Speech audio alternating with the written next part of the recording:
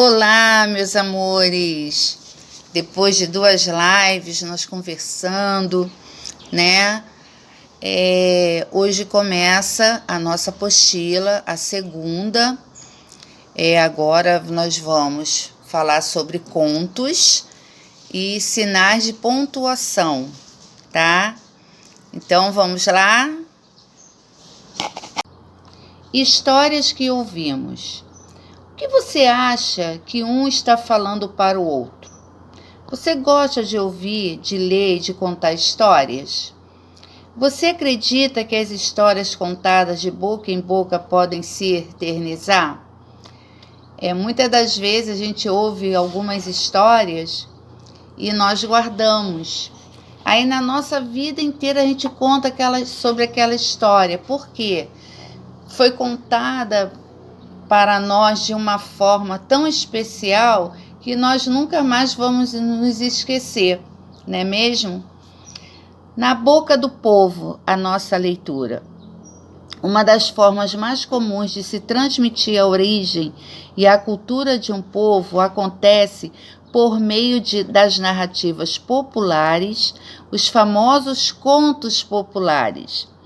Você já estudou e leu alguns contos populares no 3º e no 4º ano. Agora você vai conhecer alguns para ampliar seus conhecimentos a respeito desse gênero textual.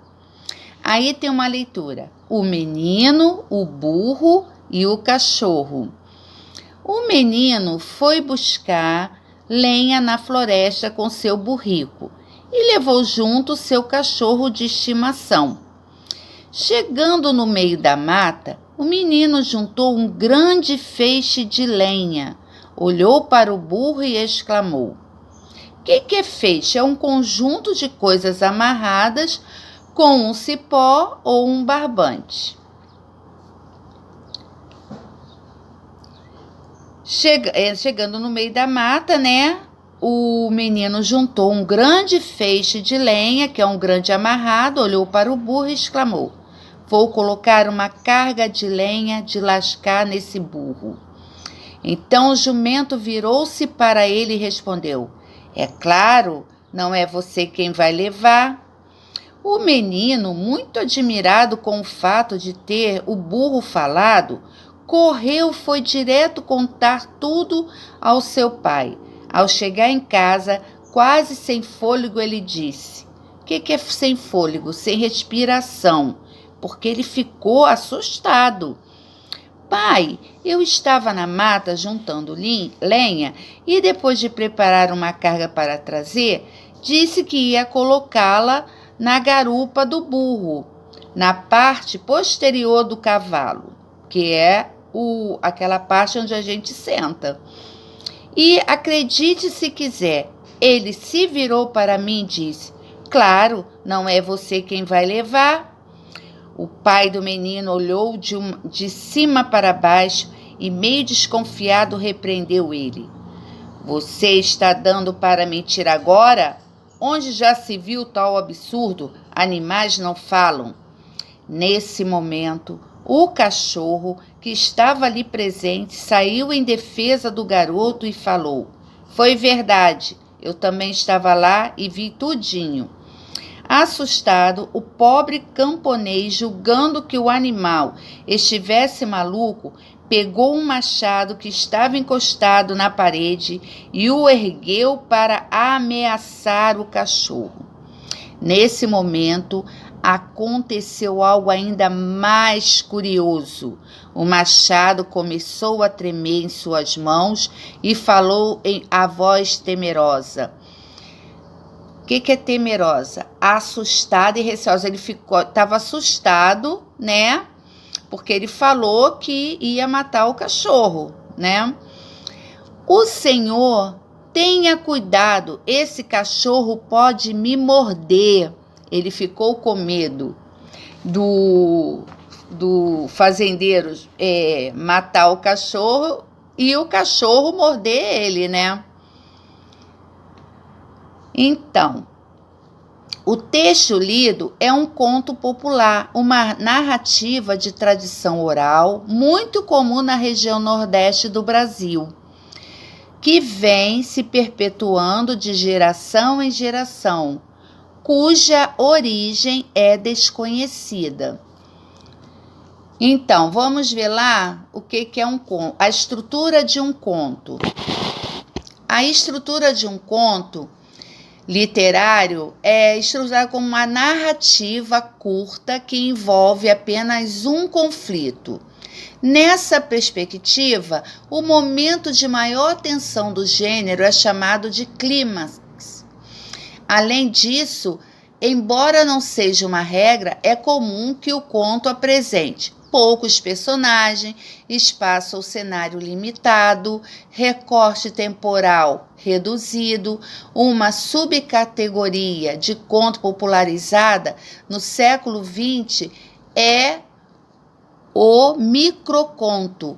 Nele, em uma ou duas frases, toda a estrutura do gênero aparece. Então, vamos ver lá agora no nosso livro. O que é o clímax?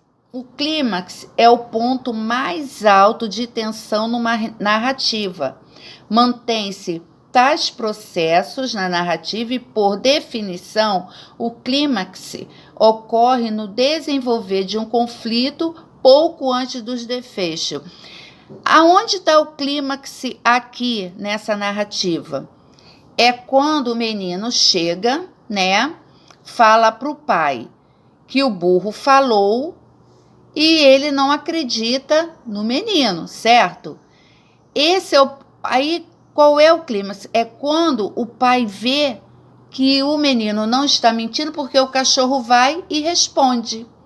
Esse aí é o ponto clímax nessa leitura, nessa narrativa, tá? Aí vamos lá no jogo rápido. Identifique algumas informações a respeito da estrutura da narrativa apresentada. Qual é a situação inicial? Quando nós começamos a ler o texto, qual foi a situação? Que o menino e quem mais vai com ele para a floresta? O que ocorre na narrativa que acaba mudando o rumo dos acontecimentos e gerando o conflito da história? É quando acontece o quê? Quem fala com o menino, não é mesmo? Em que parte da história chega a seu auge, ou seja, em que momento acontece o clímax dessa narrativa? Isso eu falei, dei uma colinha para vocês. Que tipo de narrador há nesse conto? O narrador está na primeira pessoa, ele é o narrador personagem, ou o narrador está na terceira pessoa, aquele que narra e observa. Há muitas falas ao longo do conto, no entanto, é possível saber exatamente quando se trata da fala de um personagem ou do narrador. Que tipo de discurso marca essa condição no texto narrativo? Trata-se de um discurso diretamente ou indiretamente? Quais são as marcas nesse tipo de discurso? Aí vocês vão falar se tem verbo, qual tipo de pontuação tem nesse texto. E nós vamos ver também sinais de pontuação. Vamos lá. Na próxima página, pequenas histórias, grandes... Só um momentinho.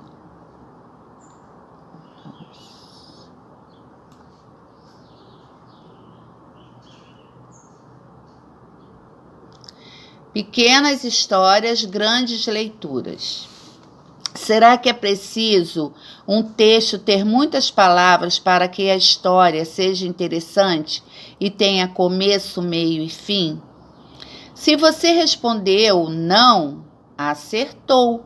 Além de ler alguns contos populares, você terá nesta unidade alguns mini-contos, que são um gênero textual que apresenta um acontecimento único e particular. No dicionário, lembra que eu pedi o dicionário A partir desse bimestre, nós vamos começar a usá-lo de novo. Você sabe qual é o significado do termo mini? Observe a definição desse termo no dicionário. Mini de alguns substantivos antecedidos ao prefixo mini. Mini dicionário, mini saia. Pensando na definição do termo mini, que está no início do vocábulo mini conto, responda: é possível considerar que a palavra mini conto tem ligação com o tamanho desse gênero textual? Explique sua resposta. É sim ou não? O mini conto, o que é o mini conto? Aí vocês vão pesquisar o que é o mini conto e vai colocar sua resposta. Mini conto 1. Leia o mini conto a seguir. O quarto. Eles vivem reclamando que meu quarto é bagunçado. Me chamam de porco para baixo. De vez em quando, eles aproveitam uma saída minha e organizam tudo. Põem as roupas no guarda-roupa, os livros e games na estante, cadernos na escrivaninha. E quando eu chego em casa, me recebem com um sorriso irônico. Estou com medo. Acho que meus pais, de verdade, aqueles que um dia também foram adolescentes, foram abduzidos. O que é abduzido? É levados para outra dimensão. E substituídos por eles, que têm guarda-roupas, estantes e escrivanias, no lugar do cérebro. Só pode ser isso. A invasão começou e pelo meu quarto. Geralmente, né, acontece isso até com o quarto de vocês, né? Que a mãe vai lá e fala assim, vamos organizar, tá tudo fora do lugar. Aí vocês têm que ir lá guardar e eu acho que ficam também com esses pensamentos. Então, esse mini conto, qual é o tema dele? O que acontece entre o pai e o filho? Será que está havendo um conflito entre as gerações? Então, pensa um pouquinho aí. O que o narrador quis dizer quando comentou que os pais o chamam de porco para baixo? Por que a palavra eles aparece no miniconto o tempo todo entre aspas? Explique sua resposta. Então, por que a palavra eles? Eles são quem? Não é? Miniconto 2. Leia este outro miniconto. Havia um gesso no meio do caminho. Enquanto estava no hospital, todo mundo escreveu no gesso. Deixaram-lhe recadinhos, desenharam caretas, assinaram com nomes e datas. Geralmente, quando a gente coloca gesso, todo mundo quer escrever, né? Isso mesmo acontece. Ao tirar o gesso, os médicos deram a má notícia. O osso calcificou torto. O que é calcificar torto? É que não teve consistência, não deu consistência àquele osso. E assim a perna ficará para sempre torta. Seu consolo é que tem muitos amigos, embora eles andem todos e sempre uns metros adiante. E o Leonardo Brasiliense, quem é ele? É um autor brasileiro conhecido com 2 prêmios Jabuti, o mais importante prêmio literário nacional. Leonardo Brasiliense nasceu em São Gabriel, no Rio Grande do Sul, em 1972. Ele formou-se em medicina na Universidade Federal de Santa Maria e é técnico do Tesouro Nacional e ama literatura. Vamos lá. Na próxima página tem um jogo rápido sobre o miniconto lido responda. Na primeira frase do miniconto, há a seguinte passagem. Enquanto estava no hospital, todo mundo escreveu no gesso. A quem o narrador se refere com a expressão todo mundo? Qual é o tema desse miniconto? Então, se todos foram lá, o que eles eram do menino? né? Então, como atividade, vocês vão fazer. Agora, que tal comparar os 2 minicontos lidos? Preencha o quadro a seguir com as respostas adequadas, considerando a estrutura da narrativa. A situação inicial no miniconto 1 e no miniconto 2. O conflito no miniconto 1 e no miniconto 2. O desfecho no miniconto 1 e no miniconto 2. Tipo de narrador. Se é narrador personagem, se é narrador observador. Lembrando que o narrador personagem está na primeira pessoa e o narrador observador, ele está em terceira pessoa. Aí vocês vão ver nos 2 textos se tem começo, meio e fim, tá? Releia os minicontos e responda. Os 2 textos, apesar de serem curtos, conseguem apresentar começo, meio e fim. Comente sua resposta.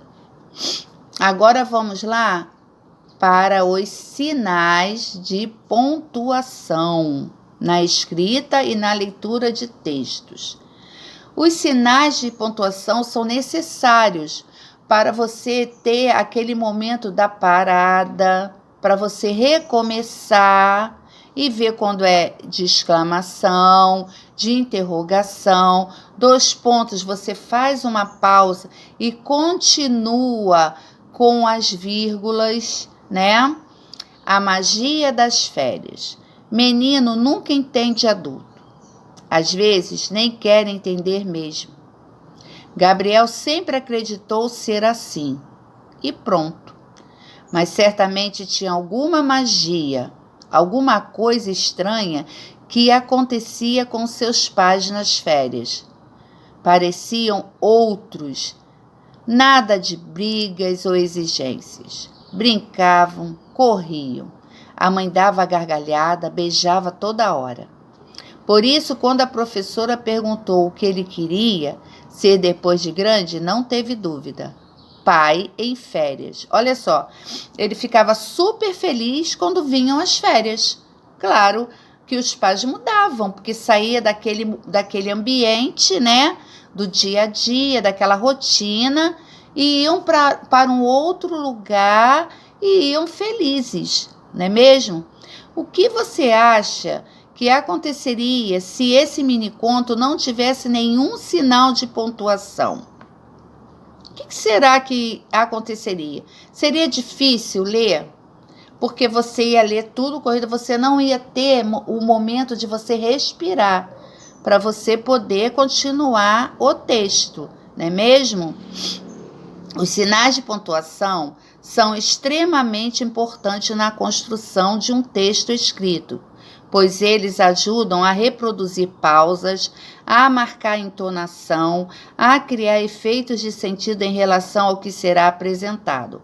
Enfim, são elementos que, na fala, seriam representados pela forma de falar e de se expressar. Vamos entender agora cada um desses sinais de pontuação e como eles podem ser usados. O primeiro aí é ponto final. É usado para encerrar frases em que se declara algo, de forma positiva ou negativa. Veja os seguintes exemplos. O escritor terminou aquele livro de minicontos. Aquele conto popular não convenceu os leitores.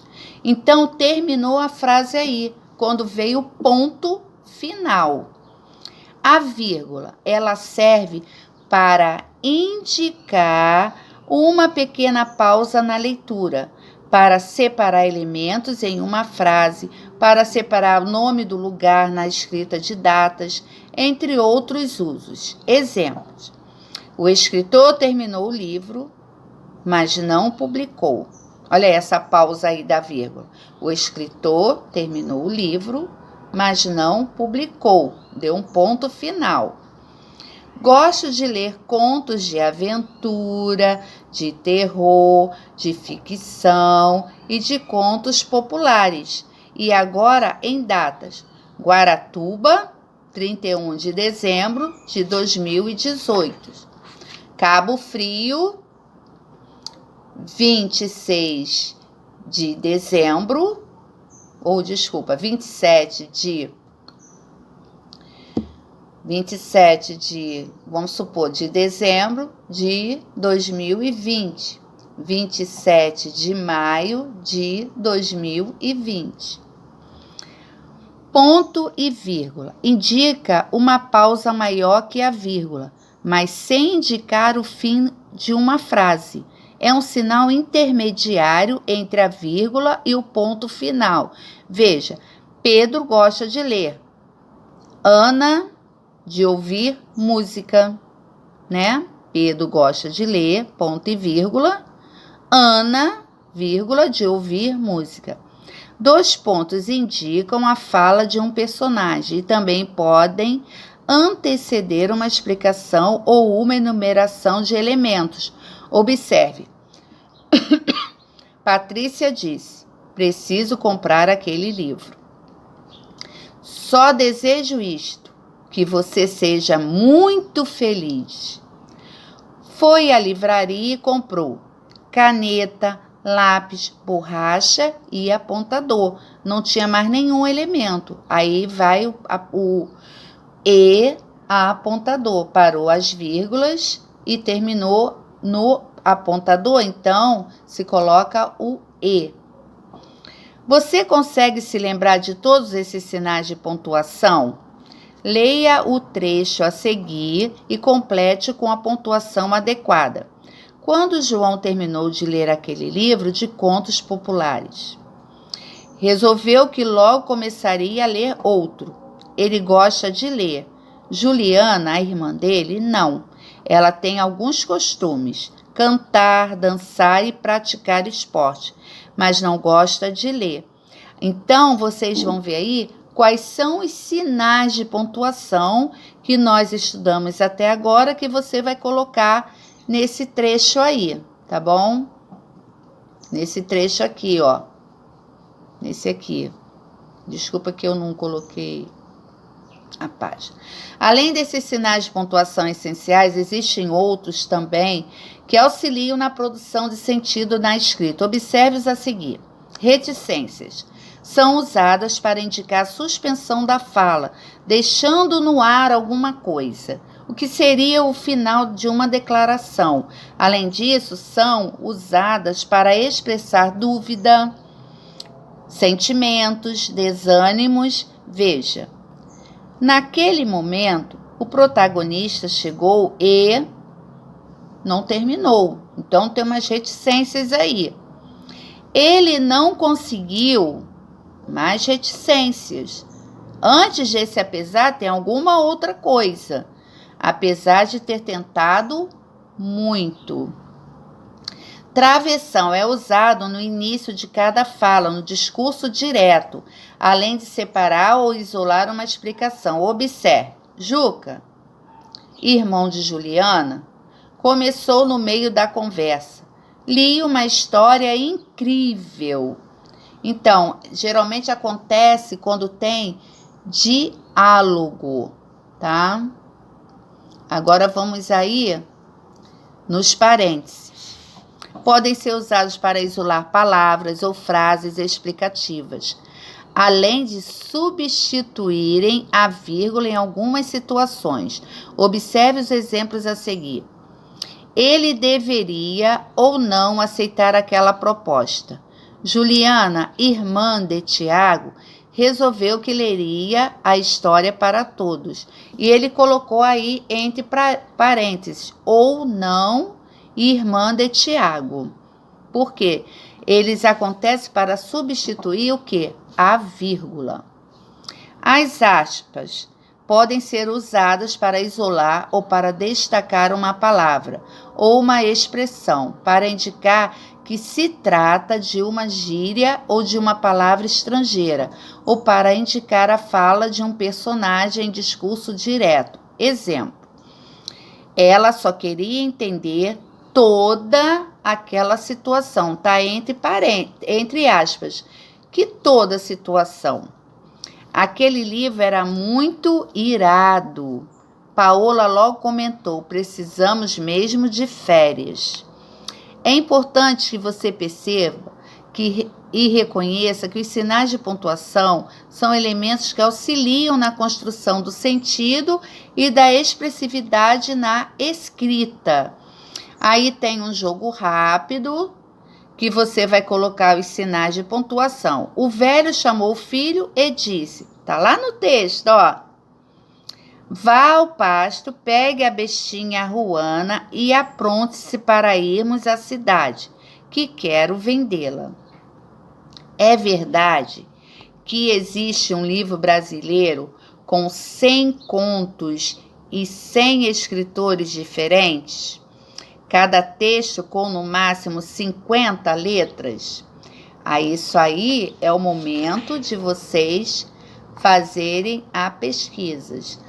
Então, vocês vão ler essa leitura na página 12, na página 13, né? E essa é a nossa atividade de hoje. Na página 12, na página 13, fazer essa leiturinha aí e responder.